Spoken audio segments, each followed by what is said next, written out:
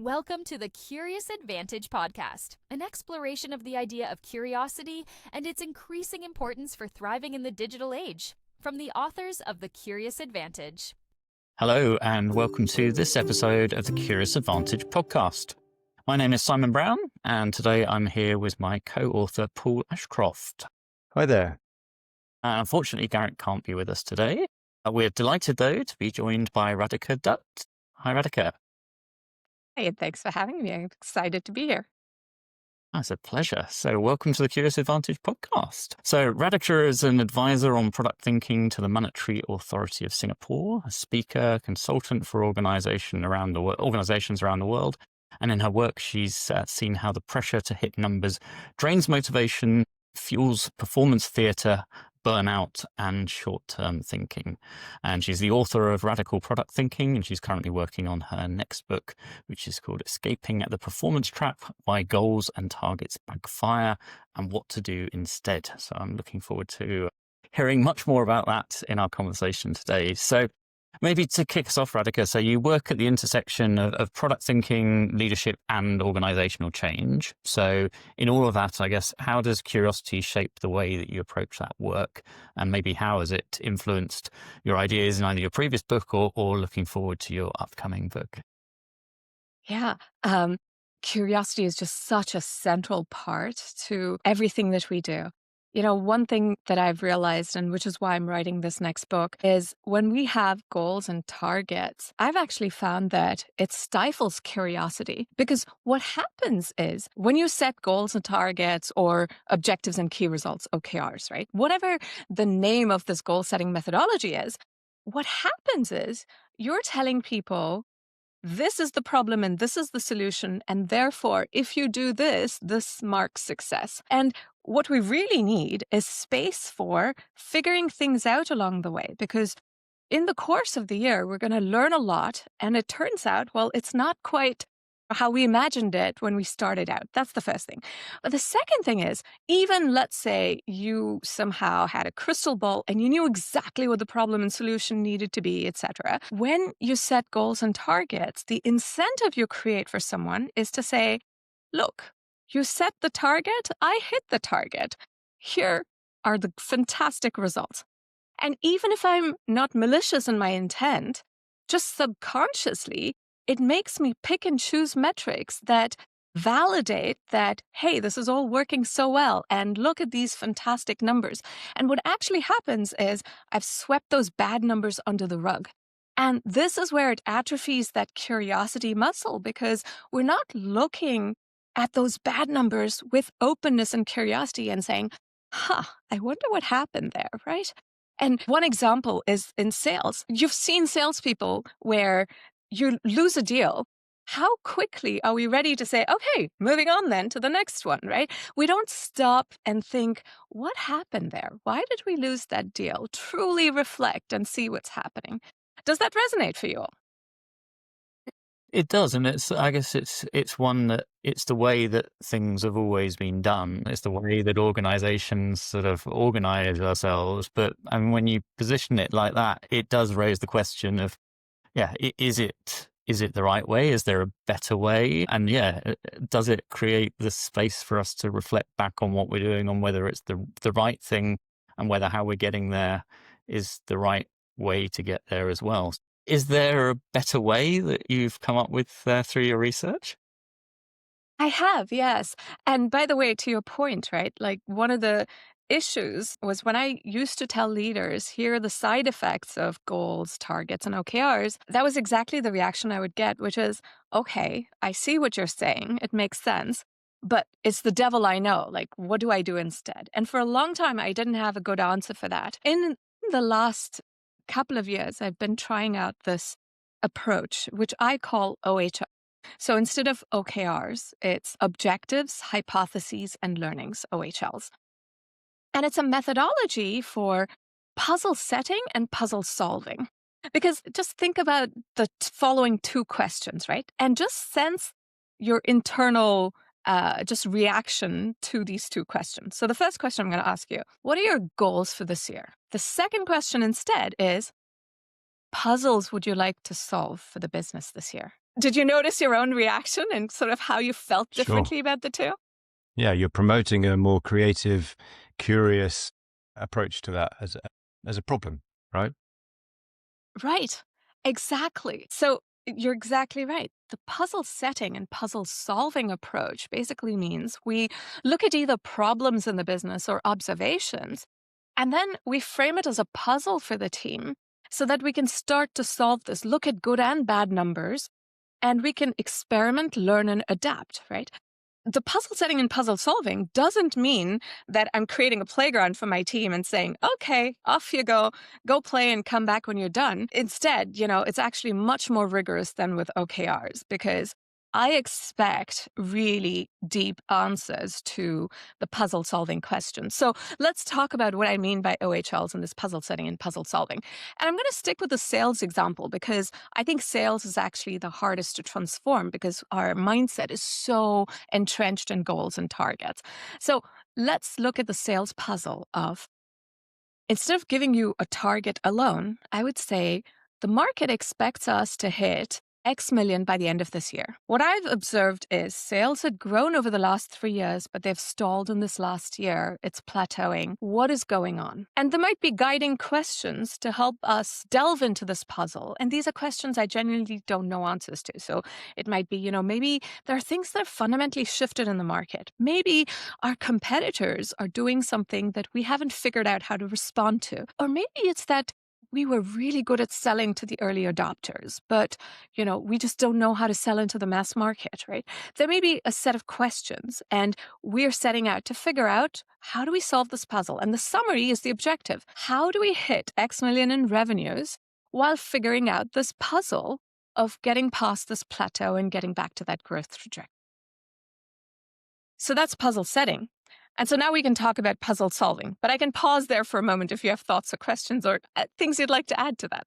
Well, I love it. I really wonder if you've experimented with a company on this. Have you got a particular story of where a company was very much goal-based, objective-based, and have tried and experimented with OHLs, and what results have they seen? But maybe that's tied into what you're about to tell us. Yeah, and actually, maybe I'll tie in this example with the puzzle solving part. So the example I'm going to share is a company called Signal Ocean. So I've been working with them for a couple of years. And so when I was brought into the company, sales had stalled 2 years ago. And if we looked at even our numbers, we'd been tracking OKRs. The CEO had introduced OKRs into the company as a way of, being really rigorous about metrics and measurement. And I told the CEO kind of the side effect of what I was seeing, this lack of curiosity as a result. And, there was this worry, like, I can't just give up on OKRs. That's how everyone else says they're making progress, right? And so what I did was I just introduced the OHL's approach to the product team. And I said, okay, regardless of OKRs, I want you to start solving puzzles and we'll figure out how to meet these OKRs, but let's solve the puzzle. And there are 3 questions to puzzle solving. The first question is, how well did it work? This is where you state a hypothesis. If we try this experiment, then this is what I expect as an outcome because here's the connection. And I test leading and lagging indicators to see how well is it working. So that's the first question, and it's the left brain side. The second question, this is where teams used to tell me a bunch of numbers. So the second question is, what have you learned? So teams used to tell me, okay, there's our X number of weekly active users, time spent on this feature, the bounce rate, blah, blah, blah. And I would say, okay, let's stop there. You figure out, what are these numbers actually telling you? What are people actually doing? And tell me the story. Weave for me the narrative in terms of what's happening. So that starts the creative problem solving. And then the third question comes in, which is, based on how well it worked and what have you learned, what are you going to do next? Like, what would you try next, right? And that's this third piece of adaptation. So you've experimented, you're learning, and you're adapting. And so how did we apply this? So at Signal, so this is a data platform company in the maritime industry. And by the way, I've worked in so many industries, but this is by far the most complex industry I've ever worked in. Wow. And there are so many different players. There are the brokers, the operators who operate vessels, in the shipping business, there are the charters who have cargoes. It's, a bunch of different people with different mindsets.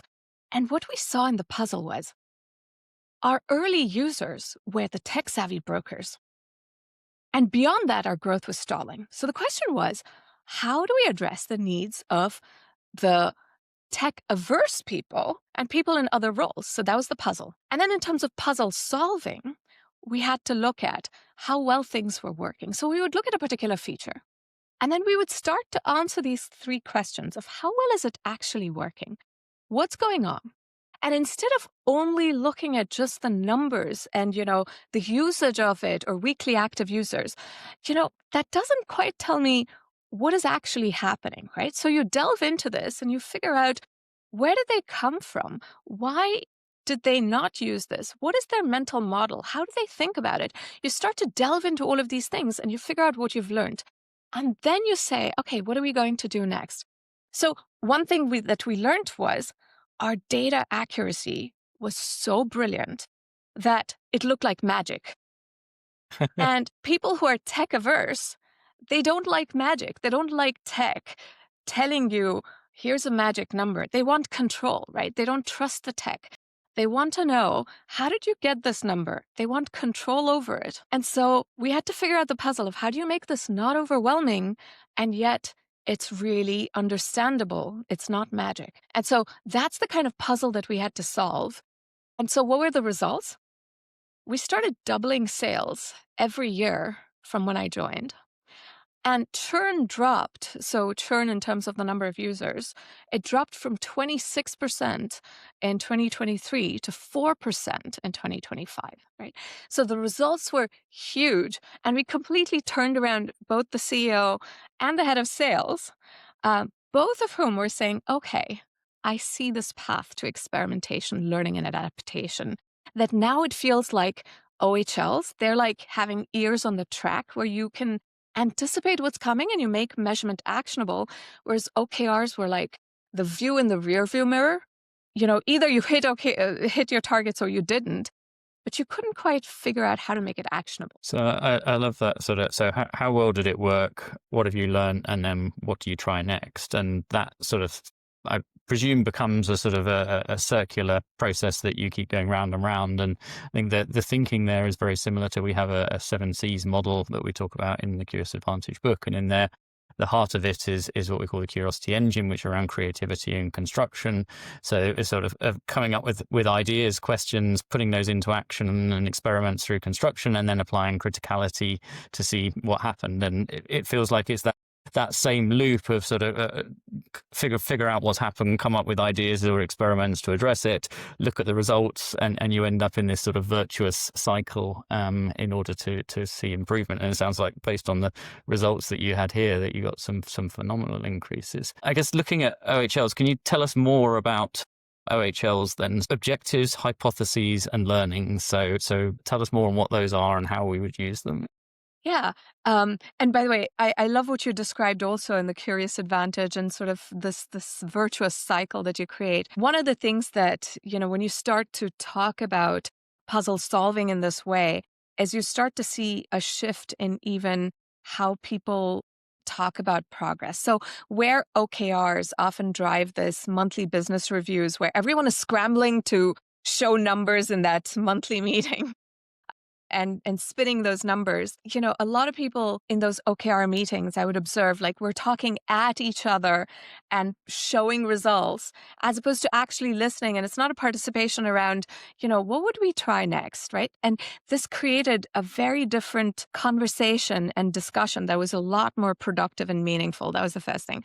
So just going back to OHLs and your question of how do you introduce it, use it. So the objectives is the puzzle setting part. That is where you summarize the puzzle. The hypotheses and learnings, that's what you use in this puzzle solving part of how well did it work, where you use your hypothesis. And then you structure your learnings into what did we learn and then what are we going to do to adapt. So how can you introduce this approach in an organization, right? The first thing I would say is, change is hard. You don't have to sort of transform overnight and just throughout all OKRs overnight, because that's really scary as a prospect for both leaders, but even for employees. Like, you want to bring in structure slowly. And so the idea is, if you're a leader, you can think about an initiative you've worked on and you can present that to the team in this format of, how well did it work? What have we learned? And what are we going to do next? And you can look at both the good and the bad things in that initiative. And you can talk about it in this way so that you role model for the team being able to talk about both the good and the bad, the learnings and adaptation, right? So that's one thing. The second thing is, even for individuals, this is something you can use to make your own work a lot more interesting. Instead of feeling like you're having to chase numbers, if you frame it as a puzzle for yourself, you just start to notice that work feels more creative. And you can introduce this within your team, within your sphere of control. And I'll give you the example of a company where I was working. We were tackling the advertising business in TV advertising. We had a management team where I felt like we didn't have clarity of vision at the management level. But that didn't stop me from having a clear vision for my team and then being able to use puzzle setting and puzzle solving with, the product team that I had, right? And I didn't have direct reports at the time, but you can still use it within your sphere of influence. And in fact, it increases just how much influence you have. Radhika, I imagine if you were introducing this into an organization, like with any, let's say, relatively new idea, you're going to get some pushback. And if I'm a sales director, or I'm a sales director listening to this podcast, and I'm thinking, okay, I'm interested, but my head of sales is basically demanding quarterly results, as are our shareholders, and I've got to bring my team along with me and now get them into puzzle solving rather than doing this. What are some of the things that leaders need to do to create the right conditions, both within their teams to do this, like the culture and the way they work, but also in managing upwards to those they're expecting results and numbers from at the moment? What's been your experience there? Yeah, I love this question, right? Because one of the concerns that I always see in the resistance is this fear that when I say we're doing puzzle setting and puzzle solving, it creates this feeling that we're not focusing on the numbers. Whereas the reality is you're doing a lot more in terms of numbers. So let me give you an example. I was working at a company called Avid, and Avid dominated the video editing industry. So we made video editors, and every Oscar movie was edited using Avid. And we continued to hit our sales targets. Our sales numbers were looking fantastic. Well, until you sort of peeled back and looked at what is really happening. So our low end was being eroded by Apple and Adobe, the mid-tier too. And so we were making the numbers by going further and further into the high end, right? And so this approach doesn't mean that I'm not looking at numbers or that I don't care about business outcomes. So when I look at OHLs, I very much do want to see business outcomes. And I want to see them in the context of here is what the market is expecting us to hit. Here is how sales numbers looked last year. What is happening within all of our different tiers? And one thing that we should have done as a company was honestly to look at our video editing business and put a do not resuscitate order on it rather than, keep trying to salvage that, right? Like we kept investing in the video editing business, whereas our broadcast business was growing. That was the space that we needed to invest more in. So my point is, we should have looked at the numbers and said, okay, this isn't working. Our business is getting commoditized. By all means, you know what? Let's cannibalize our own business. What do we do instead in the movie business, right? That's kind of how we have to look at it. So with OHLs, we do look at numbers. We look at a lot of different numbers, not just the few OKRs that we set. What we do is we look at the depth of those numbers. Depth meaning, like we look at what those numbers are actually teaching us about the market, about the customer, about what's actually happening, the good and the bad numbers. we weave a story and tell the story, share that amongst ourselves so that collaboratively we can problem solve and say, what are we going to do instead? So that's really the mental shift. It's not, it's sort of downplaying business results at all. It feels like it's taking a much sort of broader view or curious view of sort of looking at, the environment versus focusing in on just one aspect of it and maybe missing key things in the sort of context around it. Well, Simon, very interestingly, it is a curious advantage process, right? You're talking about exploring the context, then building community around it, and then starting to get creative with the problem solving. It's a lovely application or combination of those things. And to your point about the community part, and you said, what can leaders do to create such a community? One big piece of it is have deep discussions. Don't shoot the messenger. You want people to tell you what's not working. You want them, very often you hear leaders say, don't just come to me with problems, come to me with solutions. One example of what happened at NASA was a disaster because they expected people to come to them with solutions. What if you don't have a solution? Does that mean you don't raise the problem? What you want instead is to have people come to you saying, how well did it work? Well, this part, it worked well. This other part, we're learning it didn't work. What did we learn? Here's what we learned. I am not 100% sure what we do next. Here's one thing maybe we could do, but I don't fully know if this is the right approach. As a leader, you could use this opportunity to say, what you're planning on doing as a next step here, that carries a huge risk of failure. I'm all about, failing and learning, but maybe this is too big of a failure that you're risking. Here's maybe how you can take a smaller risk and try this instead, right? You can negotiate what is the right level of failure that you'd be willing to tolerate. As in terms of building this community and what leaders can do, it's offering genuine and honest feedback, but it's doing so without shooting the messenger. You're not creating this mentality of I'm constantly judging you and telling you how well or how badly you're doing. You, Simon, are rated, a 4 and you, Paul, are rated 5. It's not that. It's really about, here's what we are doing well. How do we develop, etc. And that's how we build such a community and this collaborative way of working. Essentially creating the psychological safety in the team that people can bring those problems and that the leader will help in resolving them and not send them away to mull over it. So I think you have a template, if I'm right, that our listeners would be able to access. So I think we'll put a link in the show notes for that, but that will give them what they need then to be able to start on that OHL journey with it. Yes, exactly. And so that's a template that's in Google Slides format or in a PowerPoint format. And what you can do with it is it shows you an example of how you set such a puzzle with objectives and then how you use this puzzle solving template of how well did it work? What have we learned? What are we going to do next? And you can try this out for yourself. This is one area where in terms of introducing it to others, before you start using it widely across the organization, you can try it out for yourself and just see how is it shaping your thinking. And then, as you build a little bit of comfort with it, you can start to use it with others and encourage others to use it. Radhika, your previous book, if we dip back into a bit of history, Radical Product Thinking, also brilliant. And I suspect some of the ideas around the OHLs and the puzzle solving are building on some of the ideas in this book.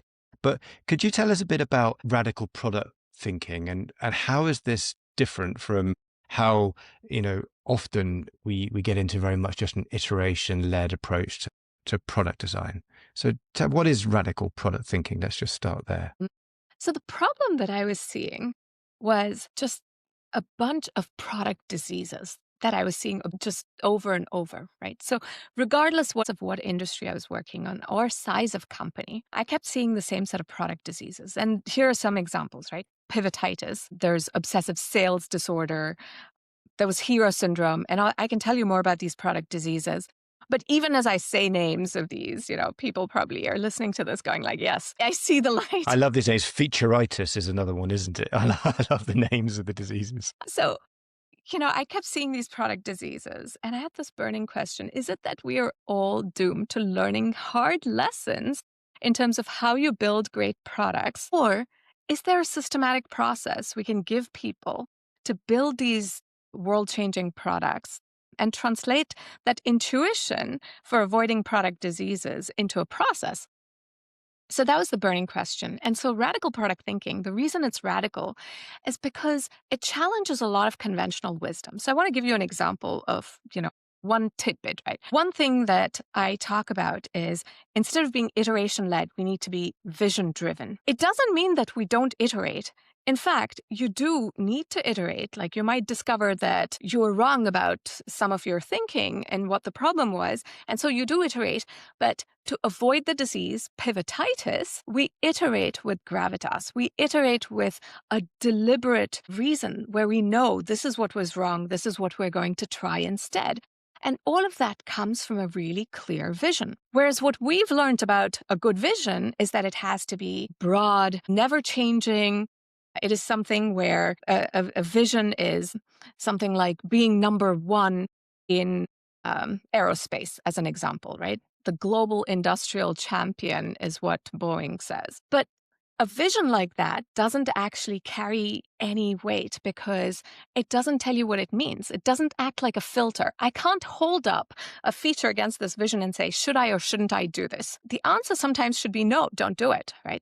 And so what we need is a real vision that gives you the details. So here's an example, and this is the radical part, because it's a fill-in-the-blank statement that gives you the details of what problem are you trying to solve. So here's how it would go for a startup that I had. Day when amateur wine drinkers want to find wines that they're likely to like or learn about wine along the way, they have to find attractive-looking wine labels or find wines that are on sale. This is unacceptable because it leads to so many disappointments, and it's hard to learn about wine in this way. We envision a world where finding wines you like is as easy as finding movies you like on Netflix. We are bringing about this world through a recommendations algorithm that matches wines to your taste and an operational setup that delivers these wines to your door. And so what is radical about this vision is that I didn't tell you anything about my startup. And yet, hopefully, after you heard this vision, you knew exactly what we were doing and why we were doing it. You also sussed out how I choose my wines as well. I'm the one that's on the I think I need your app. Research. But so it provides a level of specificity, but it also leaves it open enough that you can put certain things in there and use that as a filter as to which, in order to achieve that, do I need these features? Yeah, do I need to take this path? Yeah. Exactly. And so radical product thinking was about translating this vision into everyday action and into, an actionable strategy. But that's not this fluffy 2-page document that says, being more customer-centric and focusing on our core. It actually makes it more actionable. And then how do we translate this into priorities, thinking about the long-term versus short-term, et cetera? But the reason it led to this second book I'm working on was because a lot of people would reach out to me and say, I know I need to be vision-driven. I want to think long-term. But the reality is we keep focusing on the short-term because of all of the goals and targets that we have. How do I focus actually on the long-term? How do I bring back this long-term thinking? And that's when I realized that this was a persistent problem, that it wasn't just something I was seeing. There was a need for this, that people were seeing that goals and targets were getting in the way as opposed to helping. I was going to say, and I think you've been part of, shifting the narrative away from sort of Silicon Valley move fast and break things culture into, thoughtful, stable, more sensible, responsible design. Right? I mean, do you feel that are you seeing that shift? And are you seeing that starting to happen, not just in Silicon Valley, but outside in the tech sector and beyond? What I will say is there are people who are high on the Kool-Aid of Silicon Valley, and radical product thinking was never targeted at them, right? I think there are some people who are really firmly entrenched in this idea that you just move fast, break things. And, even if you listen to Sam Altman on a podcast on New York Times, he was asked, so what are your reflections? And he was like, there really hasn't been much time for reflection. Yeah. Release. And that's downright scary, right? But I will say that the people that I was writing this book for see the problem with the world that we are creating without reflection. They see that we're eroding the fabric of society. that there is space for being vision-driven. This is not a call for altruism. I'm not saying that you don't care about business results. In fact, the book talks about examples where the business results were phenomenal, but it's a different way of thinking about it so that we can have clarity of what is the end state we want. Rather than Facebook's vision of we want to be open and connected, you ask, what does that actually mean? What does an open and connected world look like? Where's privacy in an open and connected world, right? There are questions you can ask and really think about what's the world you envision. And then you can work towards that very systematically. And this is where my engineering background comes in, that you can engineer that world very systematically, engineer that change. And from that perspective, for those people who have reached out to me, what is truly satisfying for me is to see that they've been able to apply this way of thinking, even in their personal lives or activism, not just at work, of course, at work too.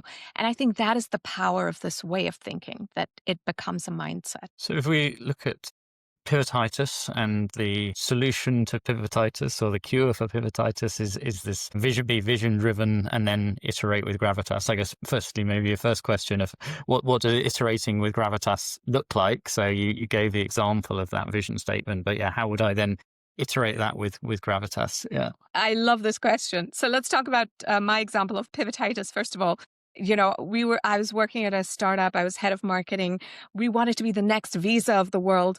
But, that turned out to be really complicated because we had to acquire consumers and businesses. And so we said, you know what? We're going to become a loyalty solutions provider for businesses. And then we pivoted from there because we said, oh, that's a really crowded market. So we became a credit solutions provider for businesses. And in all of this pivoting from one thing to the next, as head of marketing, I didn't even know what I was asking people to sign up for anymore. And so that is pivotitis, when there's such a whiplash that you don't even know what exactly you're doing right now anymore, right? And so how do you avoid this? Because I'm not saying that you don't pivot. When you pivot, when you have such a detailed vision statement, your vision statement doesn't have to be stuck on that forever. If you're an early stage startup, you might discover that the answer to this first question of whose world you're changing might have been wrong. Maybe it's that you discover, oh, the problem is actually different from what you thought. As you did user research, it turns out they buy wines in a different way. And so as you actually learn more, you would go back to your team and you say, you know what? We were wrong about this particular element of our vision. Here is what we've learned and what we're going to do instead. And therefore, this is our pivot and what we're going to try. That is pivoting with gravitas. And the reason you need to pivot with gravitas is because no matter how much funding you have 2 to 3 pivots before you're out of money or momentum. Even in a large business, you run out of momentum. And so taking this approach, it reminds you of very similar questions to the puzzle solving. Even in the vision, you look at it and you say, how well is this working? What have we learned? What are we going to do next instead? So it's fine to pivot, but we do it in a very conscious way, recognizing there's only 2 or 3 pivots there, and we do it based on what we've learned, what maybe we got wrong along the way, and then very deliberately pivot. If we look at some of the other ones, so you had then obsessive sales disorder, hero syndrome, and featureitis. So what are the cures for some of those? Hero syndrome. That was the first product disease I had caught when I started out. We had started a company. We had raised funding. Hero syndrome is where our vision was revolutionizing wireless. And, looking back 25 years ago, I still don't know what this revolutionizing wireless meant. We were all about growing big and scaling without knowing what problem are we solving, right? So you have to go back to what is a detailed vision for what problem are you solving and what is the end state you want to bring about. Obsessive sales disorder. Oh, this is my favorite disease probably because I have contributed to this myself. And it happens when your salesperson has a glimmer in their eye and they go like, if you just add this one custom feature, we can win this mega deal. And it sounds mostly harmless. So you say, yes, let's do it. And that's how very soon you end up accumulating a ton of what I call vision debt, right? And this is where you keep detouring from your vision to instead get short-term gains. And so the solution to that is thinking about long-term versus short-term. So think about vision versus survival on this 2x2 of X and a Y axis. So things that are good for vision and survival, they're easy decisions, but you can't always just stay in easy decisions. Sometimes you have to invest in the vision. But that's stuff that is good for the vision, but it's not good for your short-term sales, let's say, right? And so you're investing in the vision if you're doing things like user research or fixing technical debt. And the opposite of that is when you're doing vision debt things. This is where it's good for short term, like taking on this custom feature so you can win this mega deal, but it's bad for your long-term vision. And obsessive sales disorder happens if you're not keeping track of vision debt and you just start to pile on lots and lots of vision debt. Radhika, if I love this, and what makes me think of is if I can connect it to, say, overeating or not exercising. I kind of know that there are certain diseases that might happen to me, and I really should avoid pivotitis, and I really should avoid featureitis. And I'm sure no company starts out or even intends to continue to do this. They just end up falling into that. I don't intend to stop exercising and making myself fat, right? It just happens. What practically should leaders or companies or teams do to, say, spot this starting to happen or make sure they're paying attention to it on an ongoing basis? I love this question. And it's really about being more deliberate and intentional, right? So let's look at obsessive sales disorder. When you have a visual representation of how are you balancing easy decisions versus how often are you investing in the vision versus taking on vision debt, just having such a visual representation is so incredibly helpful to see how you're balancing the long-term versus short-term, right? The other thing it does is it brings your vision back into focus in everyday decisions. You're exactly right that we don't mean to veer off course. It just sort of happens because we write vision statements and then we file them away for posterity. And instead, this vision versus survival 2x2, it starts to bring your vision into focus when you're making everyday decisions, whether it's planning a sprint, whether it's looking at sales opportunities or strategic initiatives at an executive level. I look at vision versus survival and I start to balance long-term versus short-term, right? It brings vision back into focus. And so by taking both a visual approach, but having those discussions, inviting those discussions of how are we balancing vision, how are we using our vision, and how's our vision manifesting in everyday decisions that we're making, that's how we become more deliberate about staying on course. And you know what? The reality is sometimes we do take on vision debt. You say, I need to take on vision debt because I need to make this quarter, but we acknowledge it's vision debt. You're not telling the team, I don't care about my vision. You're in fact saying this is vision debt, and you make a plan for how do you invest in the vision. Based on that, we're allowed 2, maybe 3 pivots. Let me use one of our pivots and take us into your thoughts on curiosity. It sounds like it features prominently in the methods, but keen to hear, how do you define curiosity? What do you see as curiosity? To me, curiosity is asking with openness. It's asking genuine questions with openness because you're interested and want to know. And I guess the one reason I use the word openness is because very often people want to ask questions, but they have a hypothesis in mind already. And it's almost like, you're already going to bias what you're going to figure out from those questions because you have this innate desire to validate your hypothesis. So curiosity is being aware of that and asking with genuine openness and build your hypothesis afterwards. I really like that. What are you personally curious about at the moment in this slightly crazy world that we're living in? Probably could do with some radical product thinking at the moment. What are you curious about? I'll share my own reflections that I've been thinking a lot about is, my own upbringing and how it shapes me. I think there's so much that I'm working on unpacking, in my 40s now. I've lived in different countries. I lived in India till I was 12, moved to South Africa just as the apartheid laws were being abolished. Lived there through the democratic elections in 1994, then moved to the US for undergrad.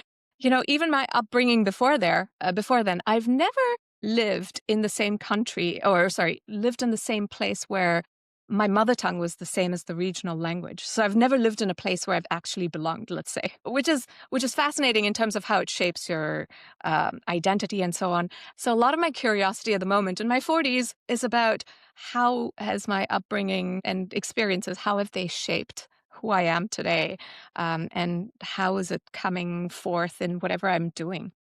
Mm, very nice. And then maybe, why do you think we need to remain curious?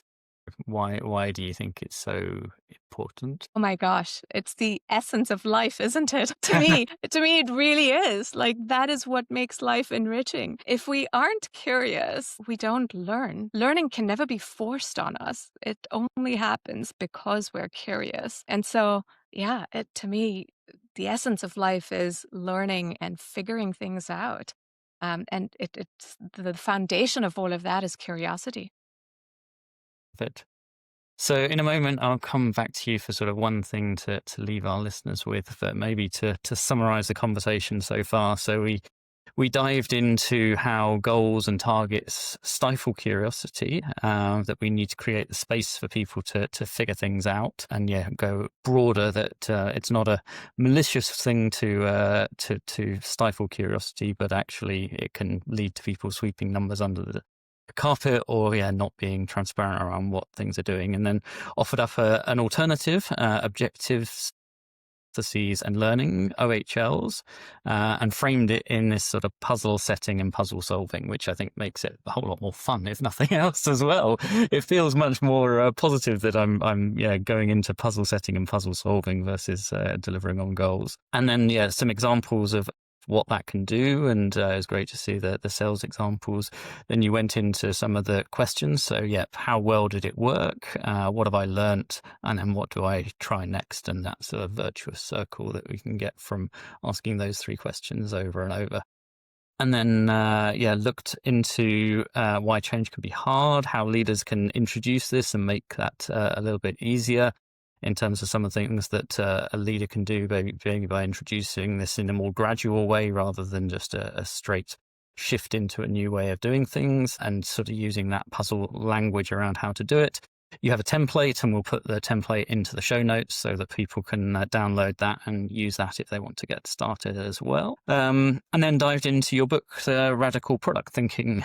And we heard about the product diseases of pivotitis, obsessive sales disorder, hero syndrome, and featureitis, and some of the things that we can do to manage through those or cure those around vision driven and iterating with gravitas, which I love. And great to see some of the examples from the startups that you've been involved in as well around that, and the ability to still pivot as a startup, but maybe there's 2 or 3 pivots and need to maybe sometimes admit we were wrong there, look at what we've learned, and then what do we do instead. And we dived a little bit into the hero syndrome, about growing big and scaling, and without how organizations can do that without actually knowing what the problem is they're trying to solve, or obsessive sales disorder, where there's this ton of vision debt where you go for short-term gains in what your salespeople tell you, and you compromise that long-term vision. I like that sort of vision and survival sort of 4-box model of, are we playing in the right spot on that model? The need to be more deliberate, more intentional, and bring that vision and survival thinking.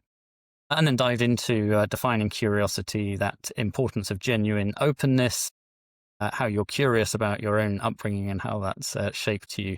And then I love that conclusion of, why be curious? Because it's the essence of life. It's how we learn, it's how we figure stuff out. So a huge amount we covered there, Radhika. What would be one thing from all of that you'd leave our listeners with? Wow, that really was a lot that we covered. I won't cover any more material. Maybe I'll just summarize with, you can download the OHLs toolkit, try it out. Feel free to reach out to me on LinkedIn. I always love to hear from people and how they're creating change. If you share a case study with me on how you're using OHLs in your own experiences, it might just make it into the next book that I'm working on, which will come out sometime towards the end of 2026 or early 2027. I'm still working on it. So if you want to feature in the book, then do share your case studies directly with Radhika through LinkedIn. Thanks so much for joining us, Radhika. Thanks so much for having me. This was such a fun conversation. Really enjoyed it. Thank you. So this series is about how individuals and organizations use the power of curiosity to drive success in their lives and businesses, especially in the context of our new digital reality.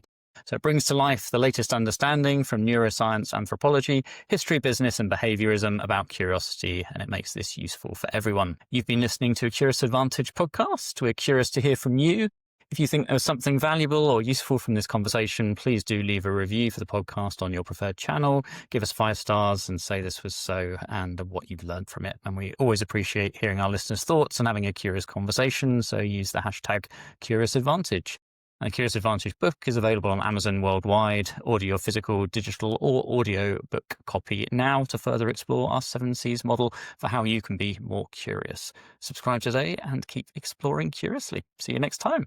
Thanks for listening to the Curious Advantage podcast. Catch new episodes every 2 weeks and connect with us on LinkedIn and YouTube.